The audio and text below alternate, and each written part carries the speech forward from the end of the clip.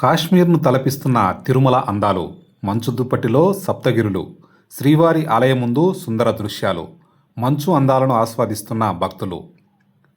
కళ్ళకు కనువిందు చేసే ప్రకృతి రమణీయత తిరుమల సొంతం.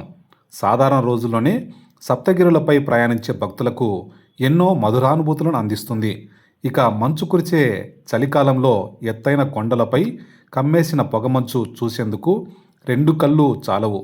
మనసుకు వికాసం కలిగించే పచ్చని హరిత తోరణాల మధ్య రోడ్డు మార్గం మంత్రముగ్ధులను చేయక మానదు. శీతాకాలంలో ఆ సూర్యుడు ఎప్పుడు ఉదయిస్తాడా, దట్టమైన మంచు దుప్పటిని మెల్లగా వెళ్ళగొడతాడా అనే విధంగా చలి తీవ్రత తిరుమలలో కొనసాగుతోంది. వెంకటాచల పర్వతాన్ని కమ్మేసిన మంచు దృశ్యాలను చూడాలి అనుకుంటే ఇదే సరైన సమయం. తిరుమల కొండలను సందర్శించాల్సిందే. గత 2 రోజులుగా ఎడతెరిపి లేకుండా వర్షాలు జోరుగా కురుస్తున్నాయి. చలి తీవ్రత ఎక్కువగా ఉంది. తిరుమలలో ఘాట్ రోడ్డుతో పాటు తిరుమల గిరులు మొత్తం మంచుతో కప్పుకున్నాయి. దీంతో శేషాచల అందాలు భక్తులకు కనువిందు చేస్తున్నాయి. 7 కొండలు ఈ పేరు వింటేనే భక్తజనుల వల్లు పులకరిస్తుంది, భక్తిభావం ఆవహిస్తుంది. శ్రీ మహావిష్ణువు శయనించిన ఆదిశేషుని 7 పడగలే ఈ 7 కొండలు.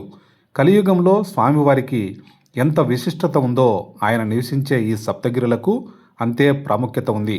పచ్చని లోయలు, జలపాతాలు, అపార ఔషధాలు, కోటి తీర్థాలలో అడుగడుగున పవిత్రత ఉట్టిపడే గిరులు ఈ శేషాచల కొండలు. తిరుమల వెంకన్నకు శేషాచలం కొండలంటే చాలా ఇష్టం.